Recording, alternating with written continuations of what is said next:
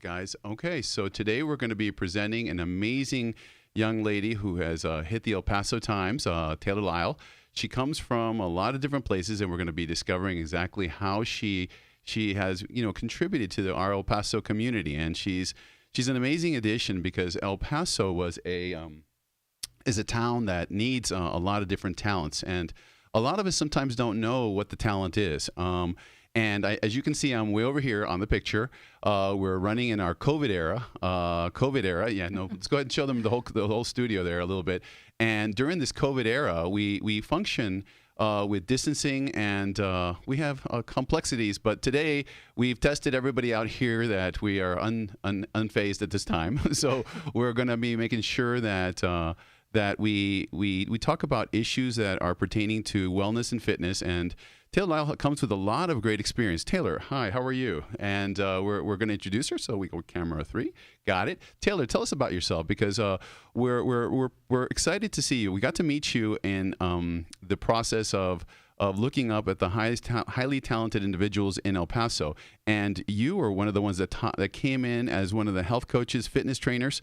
Tell us about who is Taylor Lyle. Tell us about what's the beginning. What started your story? Yeah, well, thanks. So I started as a athlete growing up. I played competitively soccer, basketball, and volleyball, and through my own experience, I found out how nutrition impacted my performance and my overall health. So, as an athlete on the go, you're looking for quick choices. So a lot of times it ends up being fast food restaurants, and with that, it really just didn't sit well with me before a competition or after. So I had packed my own things in advance, saw how that really impacted not just my energy, but performance and just, my physique as well. So that's really where I got started in sports nutrition. And then I continued on. I went to the University of Oklahoma, and I got my one of my bachelor's degrees in nutritional sciences. And when I was there, I got to volunteer as a sports nutrition student. And so with that, it just reaffirmed, my decision to take this career path. So I have over 7 years of experience in sports nutrition and a variety of sports. I'm a certified specialist in sports dietetics. And so with that, I have a variety of background with collegiate, high school, and professional athletes, as well as in the military setting. That's an amazing story. One of the things that we see here is that when we look at this resume that you have here, what we're seeing is that you're highly brought in by a lot of different talented individuals. They kind of saw you from a distance. How did El Paso end up finding you? Tell us a story about that. Well, I got sought out by a recruiter and to work with the Army. And so with that, it really was, the timing was right. I was ready to relocate back to Texas. That's where I'm from. I was at West Virginia at the time. I helped create their football program. Ooh, football. Wait. Football. We're into big football. Can you help El Paso Times? I mean, El Paso UTEP. Can you help the UTEP minors? If they wanted me to, I'd be more than happy to assist them with their nutritional needs. But yeah, I have a strong background. I have experience with Oklahoma, Clemson, Oregon, football as well. No way. Yeah. The Red Tide?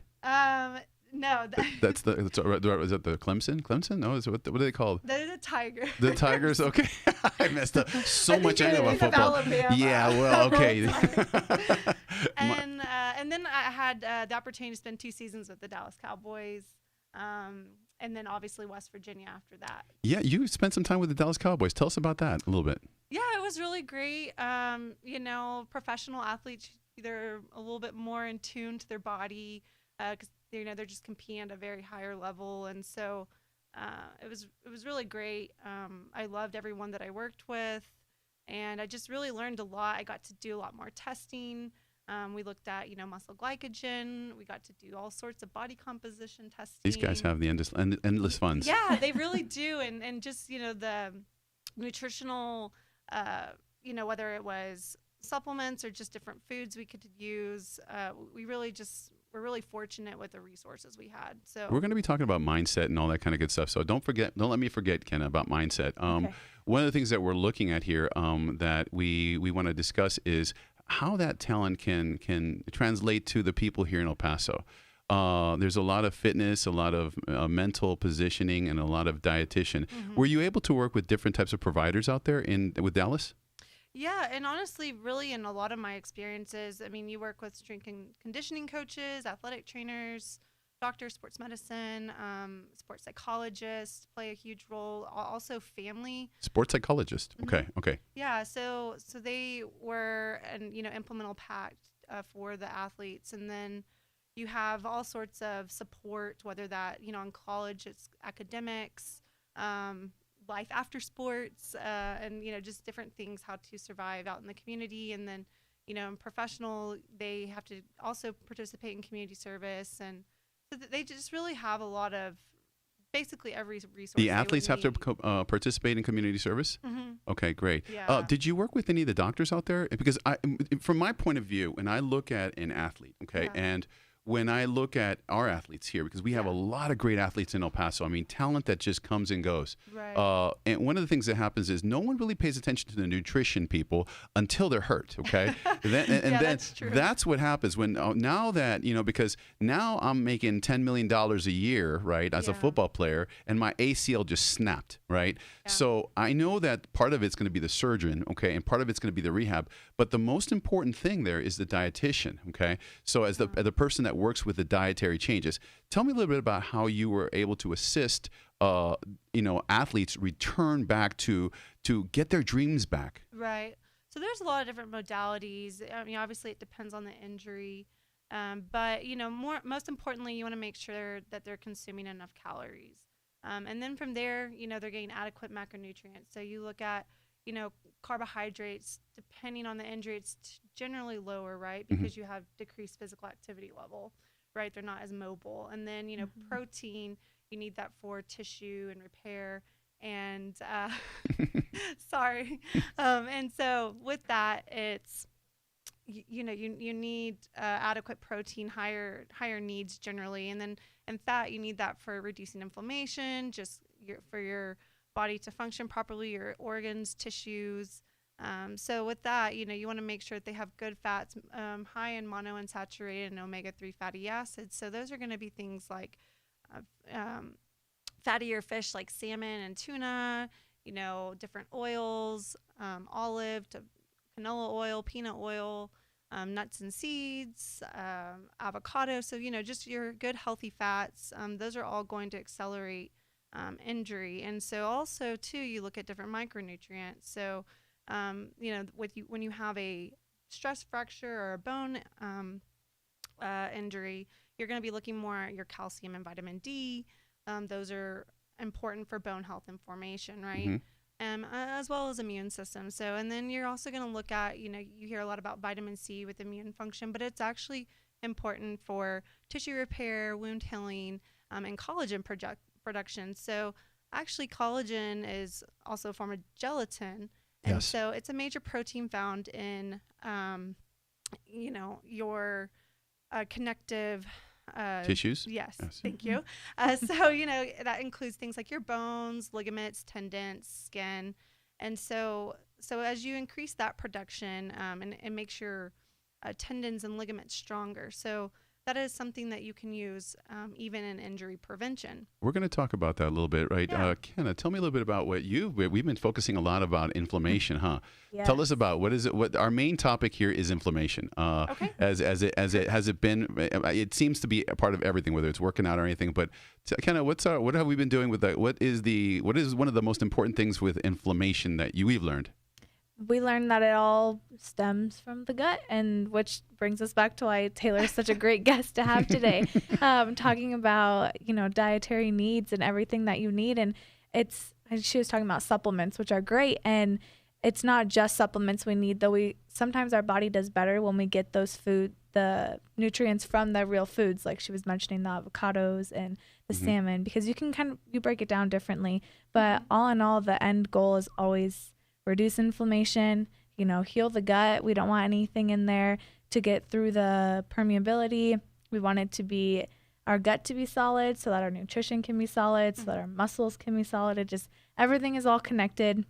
And everything leads down to, like we just said, inflammation. So Taylor, we now know that you're surrounded by people that love inflammation. Okay, so let's assume you got an athlete out there, and this dude needs to run. He needs a 440. You know, he's got to be a big lineman. He's got to run a 440. Yeah. You know, he's got to be a fast guy, a tight end or something. And they're just having joint pain, and they constantly, have issues. Besides the external things like ice and the anti-inflammatories and all the kind of things that they do, how do we change their diet? What kind of things? I know you mentioned some foods there. I want you to go a little deeper into that so we can help people. Yeah, so just kind of like injury, it's similar. You look at the macronutrients I mentioned, protein, fat, and carbs, and then just overall energy. But for joint pain, there's, fish oil, that also stems from healthy fats. And are you talking about like the omega oils, omegas 3, 6s, and 9s? Yes. Okay. So that'd be omega-3, which includes DHA and EPA. And so with that, is there any ratios that you guys like a little bit better, or is it something that's different? 2 to 1, 3 to 1. What do you like? Generally,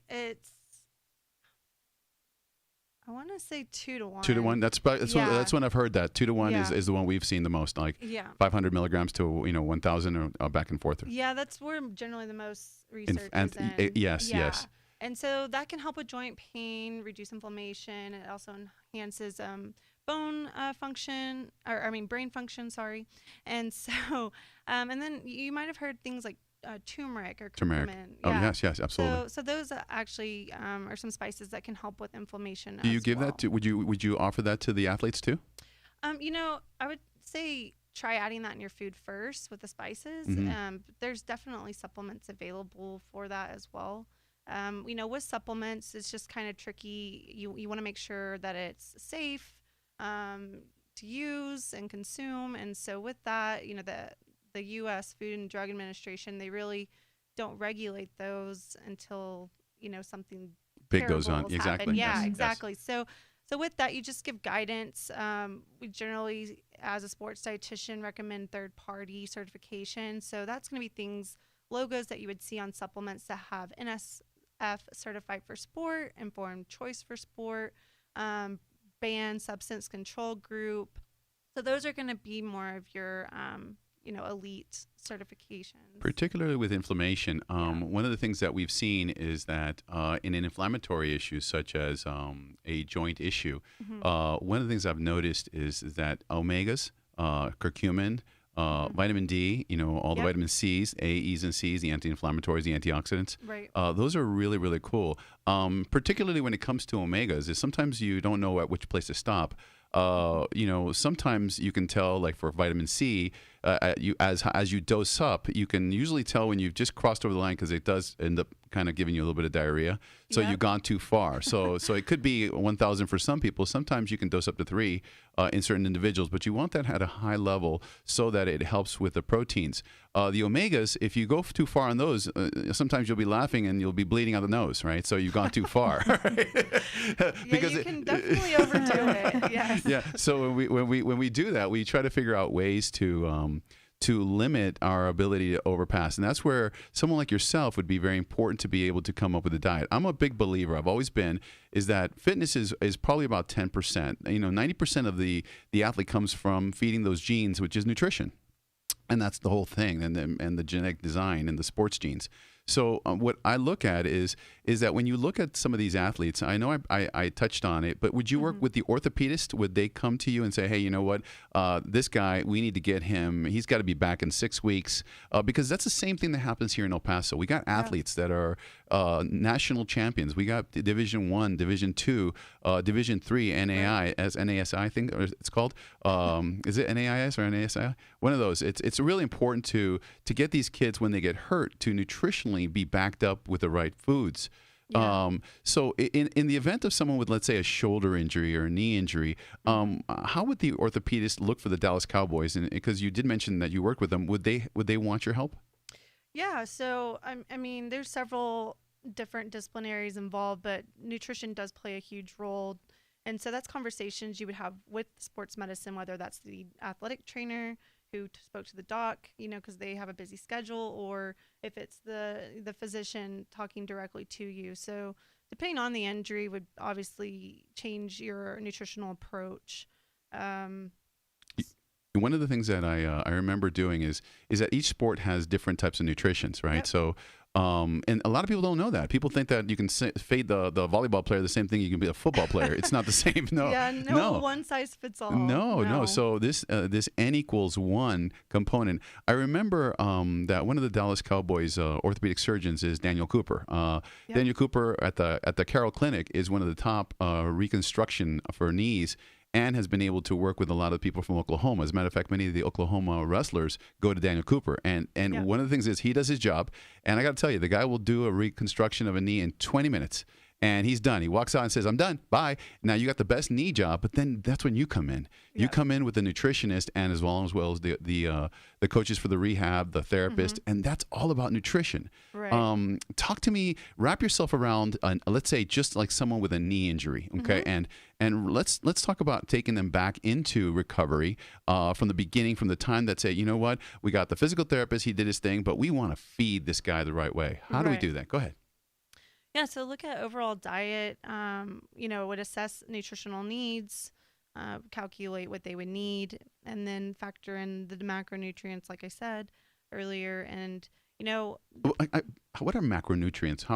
Tell me a little bit about macronutrients, and so we can tell what the El Paso. So we got moms out there right now. Moms are the hardest people to deal with, right? Because I got to tell you, little Bobby, he's an athlete. He's 7 years old. He's 12 years old. He's 13 years old. He's going to be a national champion. Moms in the kitchen want to know what to give their kids who are hurt in the similar fashion. What are macronutrients? And we want to go there.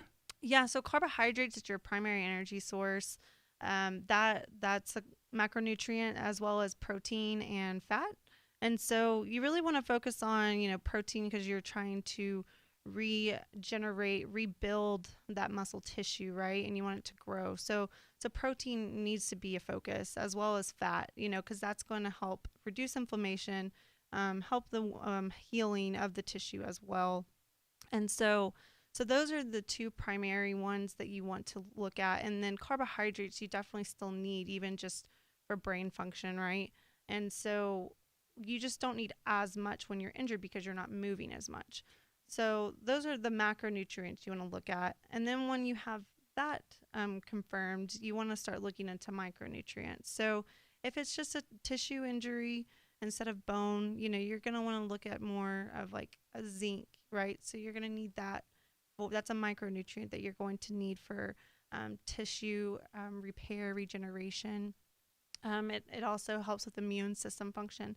And so vitamin A also is one that helps with tissue repair and regeneration, as well as helps, once you have an injury, it helps reverse the immune system suppression. So those are going to be what you look at, as well as vitamin C. So vitamin C plays a role in wound healing, tissue repair, immune system, boosting the immune system. So those are going to be ones that you'll want to pay closer attention to. Collagen. I've heard a lot about collagen, and I use it here. But what is the perspective that they do at a collegiate level or at let's say National Football League level? Yeah, so we actually would make gelatin. So just your store-bought gelatin. And we would add that with vitamin C, whether you want to have a cup of orange juice or you actually want to put a supplement of vitamin C powder in the gelatin. And so vitamin C helps enhance collagen production. So you want those two together, gelatin and vitamin C, to help with collagen. And so what that does is it's going to strengthen that tendon and ligament, making it stronger, making it less prone to an injury. I gotta tell you that's great knowledge, and I love hearing about this stuff, because a lot of these people, we kind of go in there and we read about gelatin or cartilage or what does that mean, the hydroxyproline, hydroxylysine, what do those things mean? And we learn that tissue repair needs vitamin C needs it. a lot of people don't know this, but the whole ascorbic acid thing happened a long, long time ago, which was back in the day with conquistadors, because we have a lot of conquistadors here. The conquistador Oñate came here, right? But they were called limeys. Did you know that? Limeys, they were people, they would lick limes to make it through the long traveling trips between the ocean, right? Because why was that? This was back in probably the 1400s and 1500s, right? They realized that the vitamin C would stop this thing called scurvy, and they would bleed. They would bleed in the gums. But if you licked lime, okay, it would basically stop the process. Because vitamin C is so important to vascular repair, to tissue repair, that it's so necessary. So we can't forget it, because one of the biggest demands is, do you think an athlete is not going to be stressed out, worried? And that's where their emotional stage burns the stress level. Yeah. You mentioned something that was very important to me, and I feel that a lot of people don't know about this, is the psychological component of an athlete and the dietary issues. What are the ways that you kind of help your athletes and the people that you work with handle their lives in terms of an injury, or try to make them better with nutrition and psychology? Yeah, so psychology, I really do refer that out to the expert. But with nutrition, I just help manage a lot of time. I mean, eating is such a big part of your day to day. Hopefully you're eating most of the day, if not all day. So, I mean, just having a good relationship with food, and making sure that, people are enjoying food, and, that they don't have any negative relationship with that. That obviously ties into psychological as well. But yeah, I do refer them to the expert. But, there's a lot of things that can influence not just, an injury, or whether it's weight, anything like that, body composition. But, you have to look at other factors. So the stress, right? Psychological, sleep, is there any environmental factor, socioeconomic? There's just so many things that can impact an athlete, just even beyond nutrition. So it's really interesting when you do come together as all disciplinaries, because everyone plays their part, to the holistic approach of improving performance and overall health. You mentioned something there, and it was the sleep, the recovery time, the ability for someone to we're, without getting too theological, the designer intended for us to have sleep. But if we're depressed, if we're having anxiousness, if we have a rise in cortisol, an abnormal flux between the cortisols and the melatonin in the brain, you don't rest and you don't repair. So how do we talk to them? How do you, as a nutrition expert, talk to them about how important sleep is? Yeah, so I talk about sleep hygiene, have conversations with, What is that? Sleep hygiene. Yeah, that sounds interesting. Yeah, so sleep hygiene is kind of like getting your bedtime routine, right? So, making sure that you yourself have good hygiene, that your sheets are clean, those have hygiene. And, the research shows having a cold room, generally 68 degrees Fahrenheit, a dark room, eliminating noise. Oh, I'm starting to love everything you say. Yeah, you know what? We love this, right? Okay, so wait. You got a lot of subjects there. Okay, so first about sleep hygiene. So no bugs in the bed and clean sheets, yes, right? Exactly. Talk to me about that. Well, I don't know how much more to comment on that. The research. I'm like, you just put it in the washer.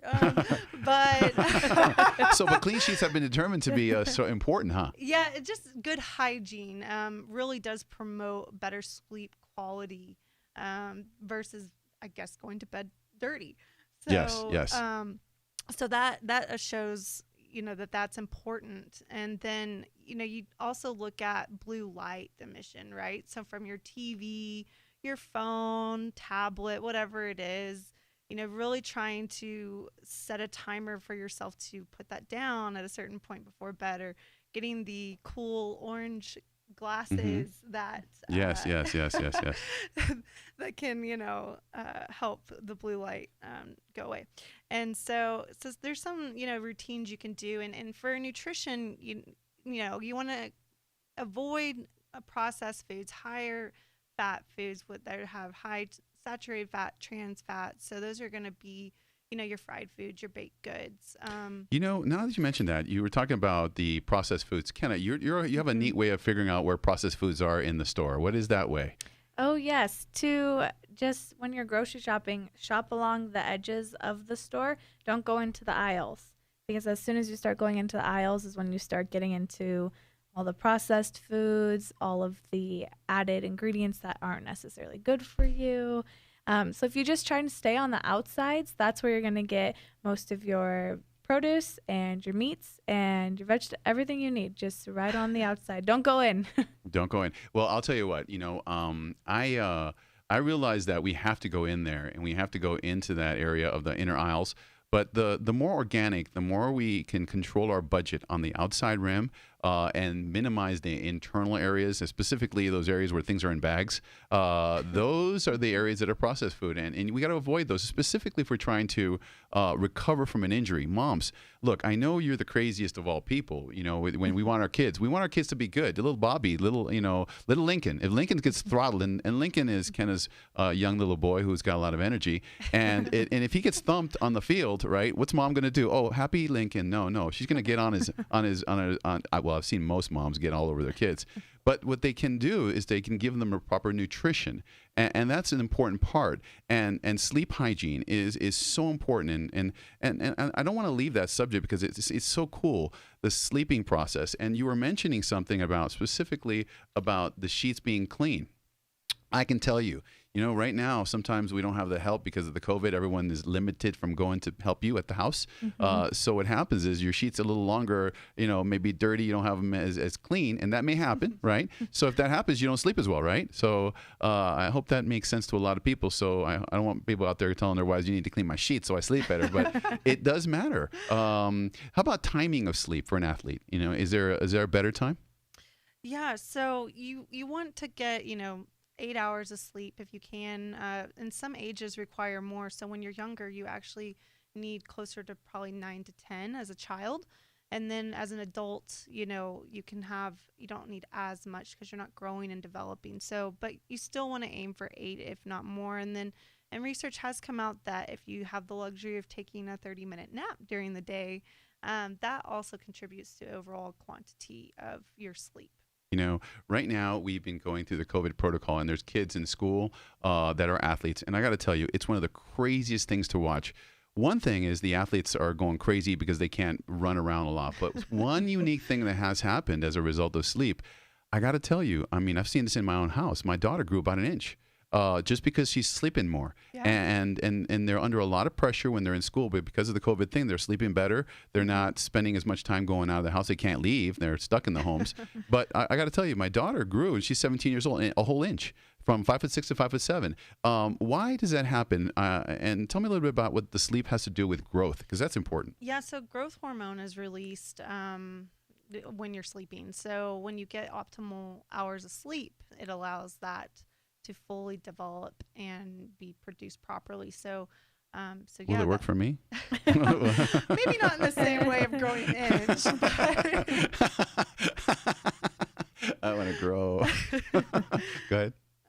Yeah, that's pretty much. Yeah, so growth hormone has been known to spill out of the bloodstream by the pineal gland and at a certain time of night, a few hours into sleep. And man, it's magical. It makes you grow. It really makes you grow. And it ain't going to happen if you don't get enough sleep. So as an athlete, it's one of those things that nature has provided for us that provides a magical ability for just a natural way of healing. Mm-hmm. So it's important. So what else do we do for athletes in terms of recovery processes, in terms of assessing not only their sleep hygiene, but I killed you there. Sorry, I tackled you there. So hope you can regain the whole thing because it's so important. No, it's okay. You really have to look at nutrient timing too. So what is an athlete having to eat or drink right after workout? That plays a really important process in jump-starting that recovery. So depending on the intensity and duration of the exercise, when it's more moderate to high intensity, you're going to want to make sure that you have enough carbohydrate and protein because you would have used those energy stores up and depleted those in your muscles when you work out. So carbohydrate and protein allow you to refuel and regenerate those energy stores as well as the muscle. And so normally you want a 3-to-1 ratio of carbohydrate to protein. So that would mean, 60 grams of carbohydrate to 20 grams of protein. So if you have a nice tall glass of chocolate milk, 2 cups, about that should be adequate to refill and replenish those needs. Chocolate milk. Okay, now you pick chocolate milk. Now most people think it's a bad thing, but tell me why it's such a good thing. Yeah, so it's full of the macronutrients we talked about earlier. So it has good, healthy fats too. It's natural.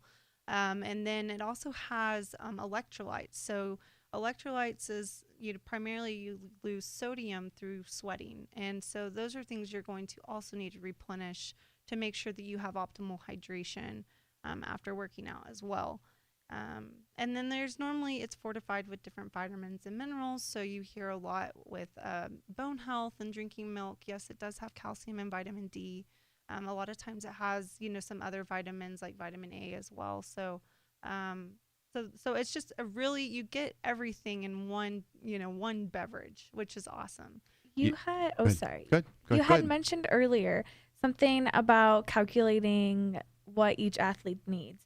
How do you have like a certain formula that you use for that, or how does it vary per athlete? Because even if they're in the same sport, they could be different positions, and that could vary what they need, right? Yeah, so energy needs I typically use for athletes, and it's an active equation, and so it's called Mifflin St. George.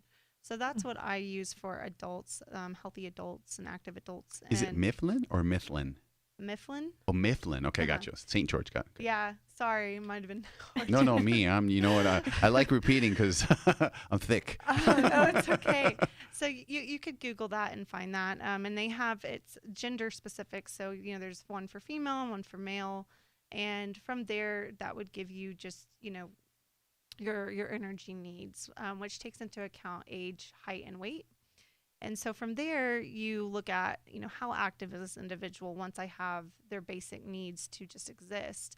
Well, you don't just exist, you move around, right? It takes energy to just get out of bed, brush your teeth, and then you start actually having physical activity or exercising in there. The needs go up, right? So with that, you have a physical activity level.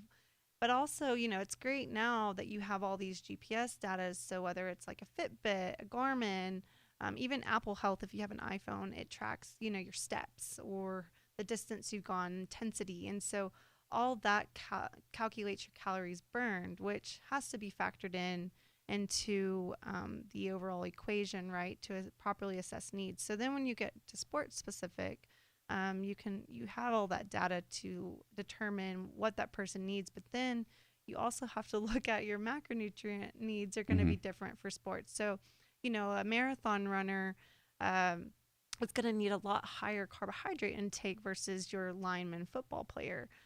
So those get taken into account, as well as protein. And fat generally stays the same no matter what the sport is, just because, you need a certain fat percentage just for, essential fat storage.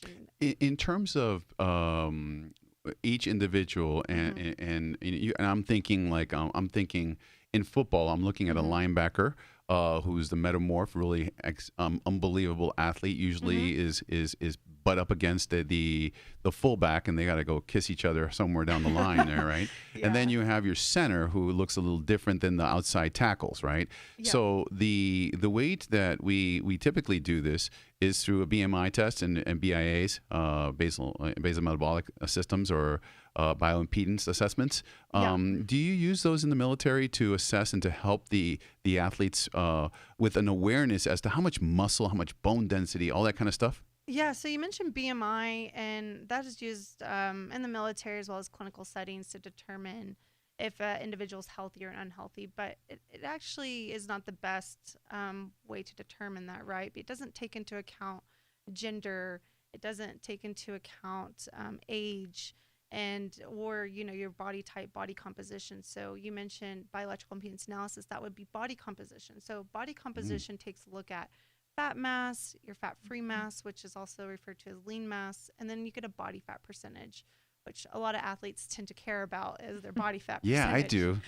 Yeah. At my age, I do. So there's a lot of different methods and tools you can do to assess that, and that is really a better indicator for if an individual is healthy or unhealthy. And general guidelines for our body fat percentage are different for male versus female. So, a male, you really don't want anything over 21% body fat. Female would be anything over 31% body fat. That would be deemed unhealthy, more the overweight, obese category. So anything under that, is good, optimal. And then, you have even lower end of ranges. It's typically your pretty athletic population. So there's different standards, and with the military, we have what's called a bod pod, which measures air displacement, or it measures body composition through air displacement. Sorry, and is that the one that get inside of it? Yes. Okay, it looks like a pod. Some people say a spaceship, or everyone has their analogy, but. So what it does is, you want to compress all the air out. So generally you'd wear compression shorts, and some people have dreads or just really long hair. So, you also need to compress. Dreads in the military? You tell me how that's going to work. The Rastafan guy at the Yeah, sorry. I kind of got more into like the more athletes that can have Hey, their Sergeant hair Carter, longer. we got the guy with dreads. Yeah, that'd be more athletic population. They have to have shorter I got hair. you. But yeah, so that is a method we could use, and it's just a quick test. It's not invasive, so we're not pinching your skin.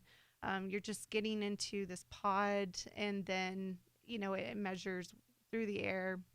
It measures what your fat mass is, your lean mass, and then you get a body fat percentage. And then the bioelectrical impedance analysis, a common brand, is InBody, and what you basically you're holding. I don't know. An 8-point impedance assessor. Yeah, Yes. so it's kind of like electrodes that get the electrical signal through your nerves. Yeah. Yes. And so from that, it's able to calculate your body composition as well. And it's pretty quick. It's a lot more accessible, and a lower cost than a bod pod would be.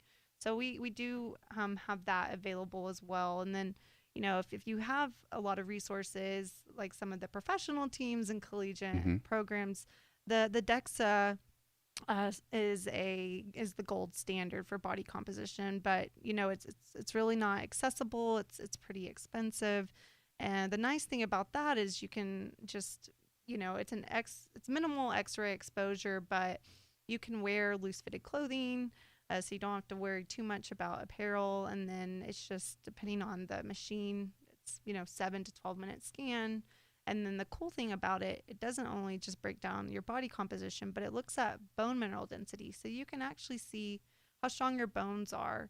And if it's a good tool to have, that if you have hopefully a scan prior to a stress fracture, you can actually take a scan post stress fracture and see where your bone mineral density was prior to the injury, and try to work back to that. The DEXA test has been the gold standard for osteoporosis of the hips, and it's what we use all the time to determine if they're improving with whatever they're doing. If the numbers changed drastically in one or other direction, hopefully it's so sensitive that we can actually see the betterment or the I guess the deterioration of the bone densities. Yeah. So doctors that do, let's say, hip replacements, they do the DEXA because they want to know what they're going to be working on, and if this bone's going to be brittle or not. And it's a great way of doing things.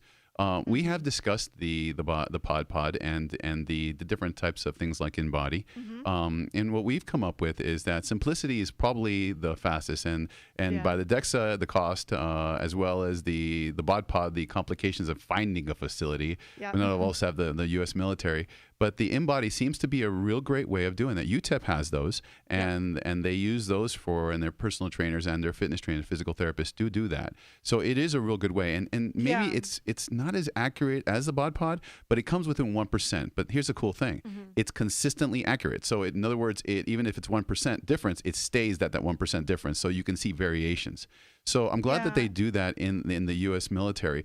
Now, And the models have improved, over time too. So they're getting more and more accurate all the yes, time. Yeah. yes.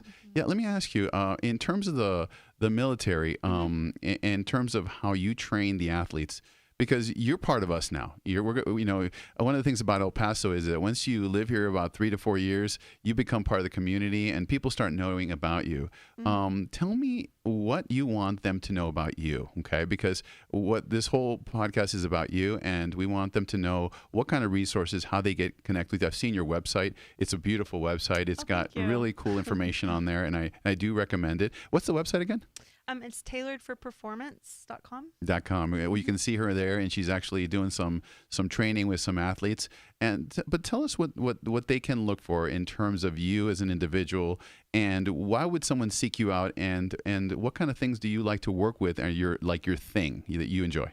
Yeah, so my thing would be working with elite athletes or just someone who is interested in sports. Okay, moms, you hear that? Okay, you want little Bobby to get stronger, little Lincoln? Okay, well, you know what? Okay, go ahead, continue.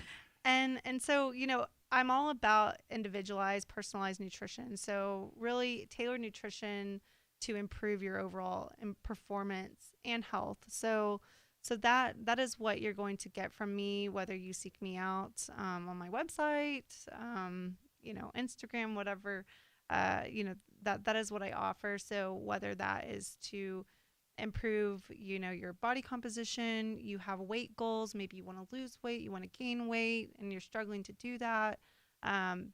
Maybe you have some food allergies or food intolerances, different food sensitivities. I can help you through that as well. What does that mean? Now that you touched on that subject, that cherry is not going to go by without me plucking it, okay? So food sensitivities, what does that mean? Tell me.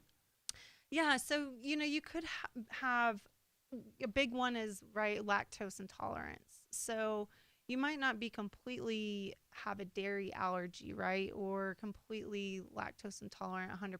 You might be able to have different variations of dairy. So it's normally has to do with the portion size. So maybe you can only have a cup of milk instead of having milk throughout the day, and it doesn't bother your digestive system. You're not having any upset stomach, anything like that. Gluten's another one. So celiac disease, people that can't have gluten products. So, you might have a sensitivity to gluten. That's been big on the news lately, okay? Yeah. Why is that? Why is gluten so crazy, all over the news? And what are the things that we can do? Because it appears that gluten just is horrible, and I want to put it in perspective for people from an athletic point of view. Yeah. So gluten, if you don't have a sensitivity to it, you really want to encourage having it because that's going to be your carbohydrates. It's going to be your primary source of energy, right? There are foods that are gluten-free that will still give you the carbohydrates that you need for performance.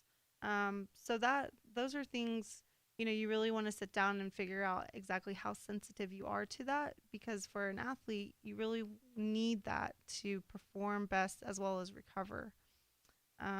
Taylor, if we have an individual who is gluten sensitive or food sensitive or different foods or different issues with different types of varieties, how is it that we can pinpoint, that in your experience that you've done, pinpoint the actual thing that's the culprit causing the food sensitivity? Because I got a lot of people that says, I eat this and I just feel bloated. I feel, sick. I don't feel my food. My brain is foggy after I eat the foods.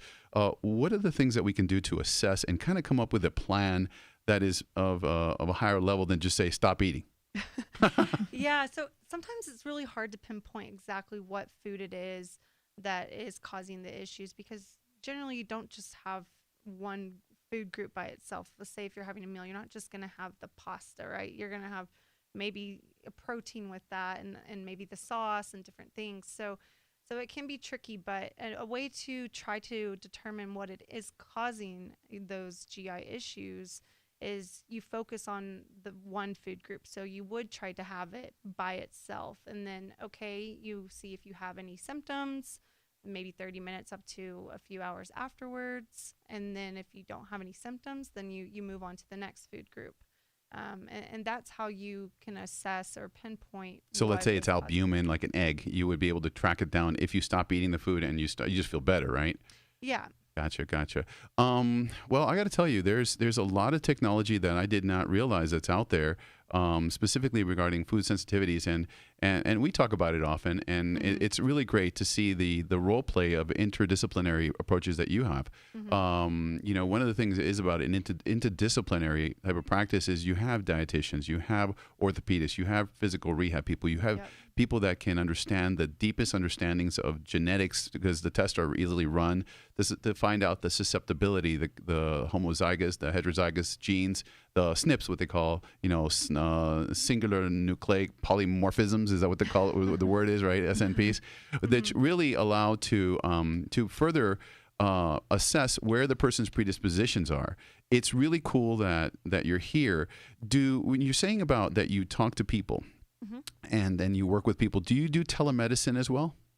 Yes, I actually am right now, just because COVID-19 restrictions. But yes, so I can do things virtually, whether that's over a Zoom call, a phone call, email. What's their phone number you can call? So because we're going to put it all over the place. Here, what's a good number that you like?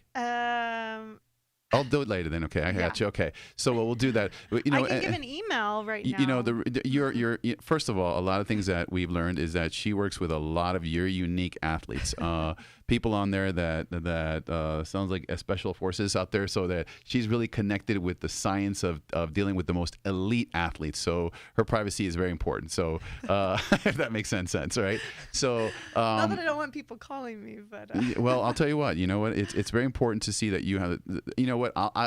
If I was watching this, there is no way that I would not find you. Okay, I would find you, Taylor Lyle, and I would make sure I'd nail you. And then at that point, we would call you and say, little Bobby, little Lincoln, little Alex, you know what? They need some help here, because you know what? We got a lot of people that want the best for their kids.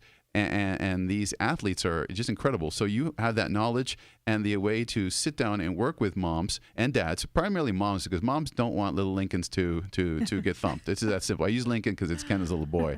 He's a special little energy machine. So one of the things is that we want to do is figure out what other ways do you communicate with your clientele? Well, face to face, if I have the opportunity to. I put out a lot of blogs and different social media posts. So actually yesterday I talked about gut health in my blog.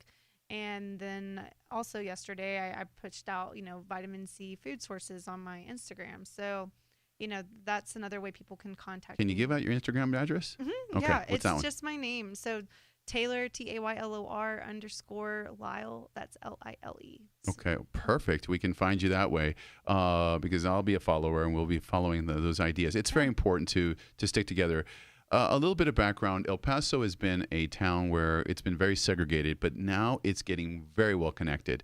And the talent that is coming from afar, you came from Oklahoma, from Dallas. Where else did you go?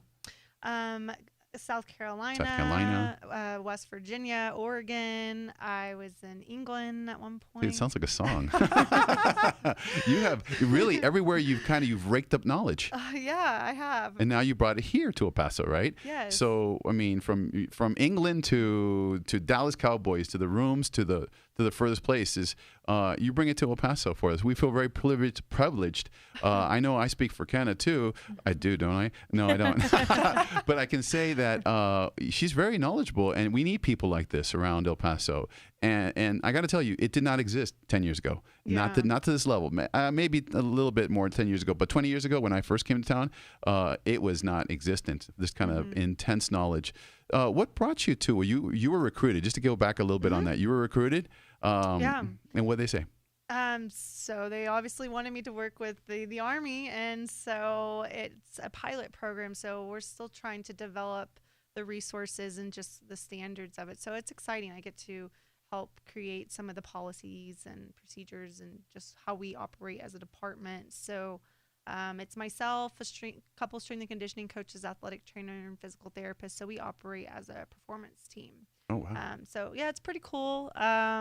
And so, it was closer to home for me. I wanted to, my experience was in collegiate and professional athletes. So I really wanted to tap into the military tactical athlete and just, really broaden my practice. So Well, the famous Taylor Lyle's here, okay, and as she becomes the gold standard of fitness, tell me where you're headed. What kind of things are you headed for, and what's the future hold for you and the total experience of what you've done in the past?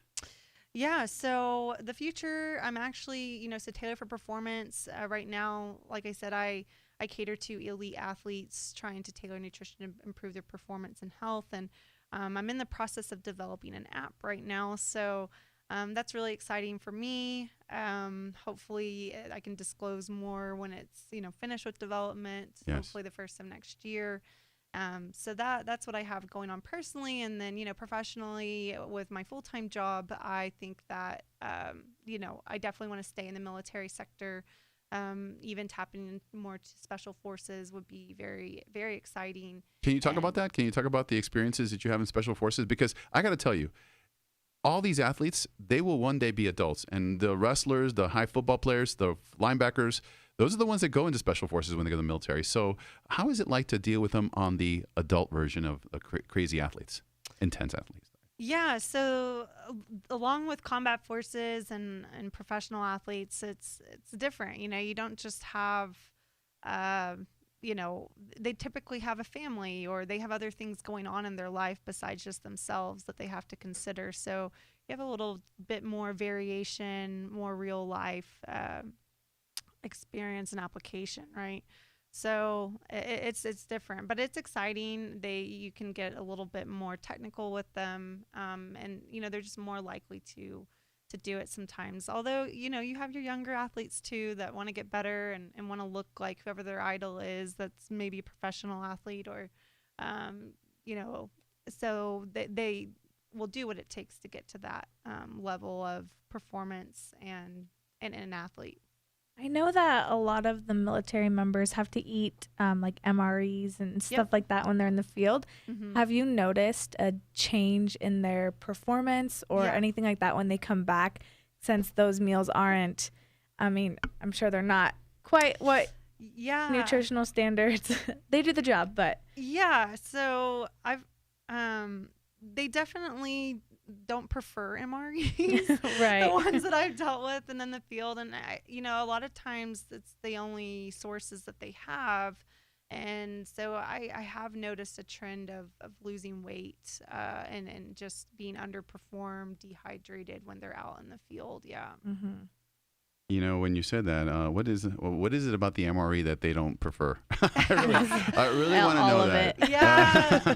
I don't know if you've ever seen one. It has a lot of different components. There's, it just depends on what you get. But a lot of times, say it's a packet that's already like powdered, right? So you have to add the liquid, and then they actually have this like heating pad so it can heat up. But it's still you're having a lot of dehydrated foods that you're heating up. And that would be was that under processed foods? Is it more processed? Yeah, or it is how processed. How has that?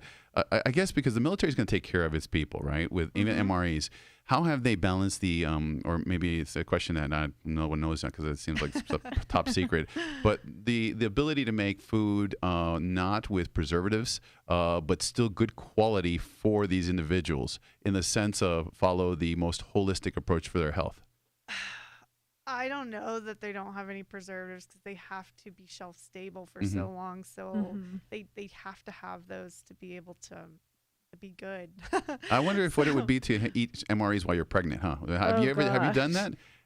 Not while I'm pregnant, but I can say MREs are not going to cut it. They're not very tasty. Okay. Is there a favorite one? My husband has a favorite one. Which one is that? Yeah, I can't remember what it is, but he's like, yeah, I always try to. They try to like trade each other in the field. Like, oh, you got this one, and they have a little. Some of them have a little Skittle pack, and so he's like always wants the Skittle pack one. I think I heard the Alfredo one is the favorite. The Alfredo one. And sometimes they'll have a little like a protein bar, or they'll have like a bag of pretzels. So they get other things besides just that main entree option too. Yeah. Well, I got to tell you, it's been a joy. I could go on for like another 2 hours talking. We've been on an hour, by the way. Oh wow, I didn't even know. Yeah, it doesn't seem that way when we're having fun. I No. want to bring you back, and I know that'd you be have a lot of great. friends that are in the world of fitness.